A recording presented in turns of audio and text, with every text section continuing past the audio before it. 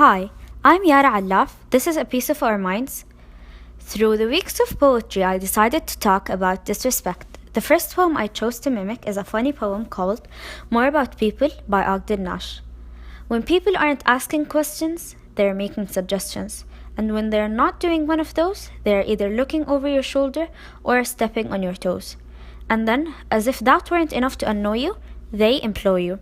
Anybody at leisure? Incurs everybody's displeasure. It seems to be very irking to people at work to see other people not working. So they tell you that work is a wonderful medicine. Just look at Firestone and Ford and Edison, and they lecture you till they're out of breath or something.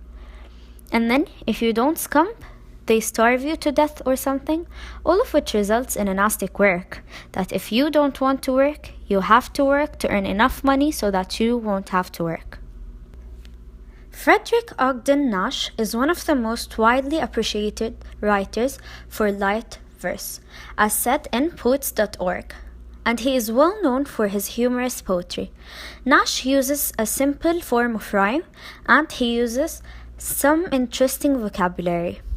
The theme of this poem is related to workers, and especially employers, as evident when the speaker says, "They employ you." According to ogdennashpoetry.blogspot.com, the tone of the poem is very critical, but as he is a typical satirist, it is also very ironic. The poem explores the paradox of how, if you want to escape the world of work, you have to work to earn the financial privilege to not work. I enjoy how he uses irony and humor in this poem. Nash uses some other literary devices like hyperbole in "they lecture you till they're out of breath" and "then if you don't scump, they starve you to death," and metaphor in "wonderful medicine."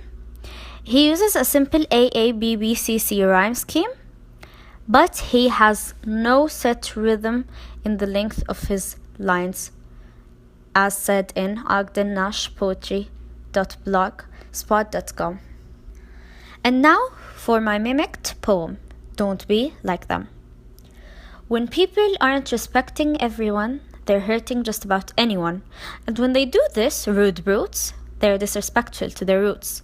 And then, as if it is a trivial thing they do, they, even worse, turn you against you. Anybody with good manners, you ask? Oh, nay. Anyone respectful is too dull, they say. It seems to be very hilarious and not rude for rude people to see other people engaged in dispute. So they tell you that good behavior is not cool, just be like Kanye and J-Lo and Bieber the fool, and they try to imply disrespect or be unpopular or something, be aggressive or rude or badly behaved or something. And then, if you don't act like them, you're out of the group or something, all of which results in this ridiculous thing they expect, that if you're respectful, you'll get no respect. So jeer, be cheeky, insult, deride, ridicule, scorn and sneer, 'cause it's disrespect that will earn you respect. My creative response poem, Don't Be Like Them, is about disrespected people and how they see the lives of good and polite people as dull and boring. Unlike Nash's explanation of the irony of work, the theme of my poem is disrespect. The line "just be like Kanye and J-Lo and Bieber the fool" reveals that these celebrities are actually disrespectful, yet they are society's role models. All of which results in this ridiculous thing they expect refers to the expectation of rude people that disrespect is acceptable behavior. The line that if you're respectful, you'll get no respect, so jeer, be cheeky, insult, deride, ridicule, scorn and sneer, 'cause it's disrespect that will earn you respect, reveals the truth about people and how they think in this very ridiculous way. Through the use of the same kind of sarcasm that Ogden Nash uses, I created the message of this poem to spread awareness to and about disrespectful people. The second poem I chose to mimic is a sad and emotional poem called When You Are Old by William Butler Yeats. When you are old and grey and full of sleep and nodding by the fire, take down this book and slowly read and dream of the soft look your eyes had once, and of their shadows deep. How many loved your moments of glad grace and loved your beauty with love false or true? But one man loved the pilgrim soul in you and loved the sorrows of your changing face, and bending down beside the glowing bars, murmur a little sadly, how love fled and paced upon the mountains overhead and hid his face amid a crowd of stars. Written in October 1891, When You Are Old is one of the most popular love poems by William Butler Yeats. It is about the love he shared with Maud Ghani, who ended up marrying another man, as said in poemanalysis.com. The poem is mostly filled with ideas of love, but the last stanza is dark. The speaker is reminding his lover that their love did not last, and this is something she should regret for the rest of her life. The rhyme scheme is very clear and obvious. The themes of the poem are love, loss, and regret, and it is based on the poet's own personal life. The message in this poem is common to most, if not all, rejected lovers.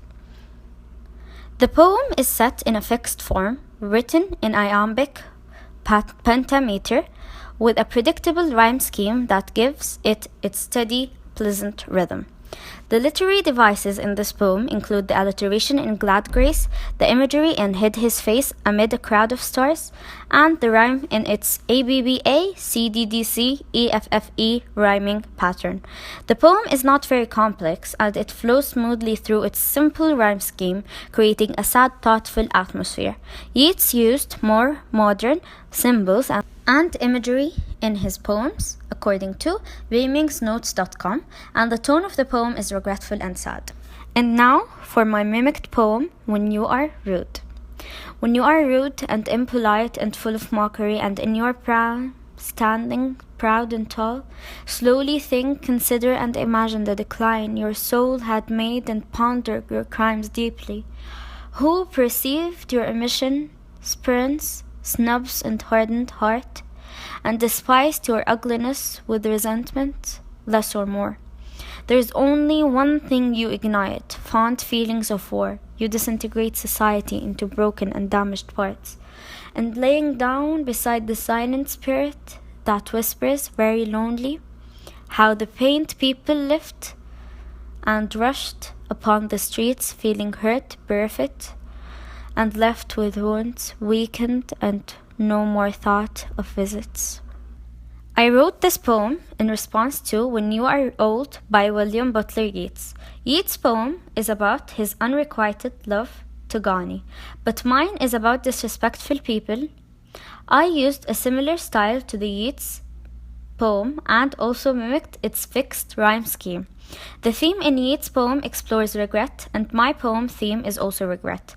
My poem describes how a rude and disrespectful person is left alone with no more thought of visits because of his behavior and bad manners. At first, he is in his prime, standing proud and tall, but ends up in a conflict and lonely. At the end, I describe how he will feel regret. He will be alone with no people surrounding him because his rudeness left them with wounds weakened. Why would anyone stick around to be wounded by rudeness? The third poem I chose to mimic is a slam poem called Postcards by Sarah Kay. I had already fallen in love with far too many postage stamps when you appeared on my doorstep swearing nothing but a postcard promise. No, appear is the wrong word. Is there a word for sucker punching someone in the heart? Is there a word for when you're sitting at the bottom of a roller coaster and you realize that the climb is coming? That you know what the climb means? That you can already feel the flip in your stomach from the fall before you've even moved? Is there a word for that? There should be. You can only fit so many words in a postcard, only so many in a phone call, only so many into space before you forget that words are sometimes used for things other than filling emptiness. It is hard to build a body out of words. I have tried, we have both tried. Instead of flying your head against my chest, I tell you about the boy who lives downstairs from me, who stays up all night long practicing his drum set. The neighbors have complained. They have busy days tomorrow, but he keeps on thumping through the night convinced I think that practice makes perfect. The poem is basically about long-distance relationships and how words, letters, and messages are never enough for any relationship. In the poem, she is describing how she had fallen in love many times, but they were either in a long-distance relationship or were left alone. This poem, performed by poet Sarah Kay, tackles the subject of long-distance love and the eventual downfall that she foresaw in her own experience, as said in genius.com. She used anaphora in her poem, and one example is the repetition of "is there a word," where she emphasizes her feelings toward the subject and strengthens the poem's impact. The tone of her poem is sad and soft. The speaker is addressing her lover, and she is talking about him, describing the experiences of the relationship. All audience can relate to Kay's subject matter and easy to understand diction. And they will enjoy her language and comprehensive literary devices. Kay uses free verse without any rhyme scheme, writing with simple words and steady rhythmic flow. And now for my mimicked poem, Disrespect is What They Are. I had already been torn in a tornado with far too many harsh words when you played with my feelings, holding nothing but a sheet of lies. No, played is the wrong word. Is there a word for striking someone right in the heart? Is there a word for when you are standing in the middle of the forest and you realize that the danger is coming? That you know what the danger means? That you can already hear the racing beats in your heart from the violence of animals' attack before you've even glimpsed them? Is there a word for that? There should be. You can toss away some careless words and create a sheet of lies. Only so little about friendship, only so little at me. Before you remember that friendships are sometimes used for things other than exploiting the kindness of others.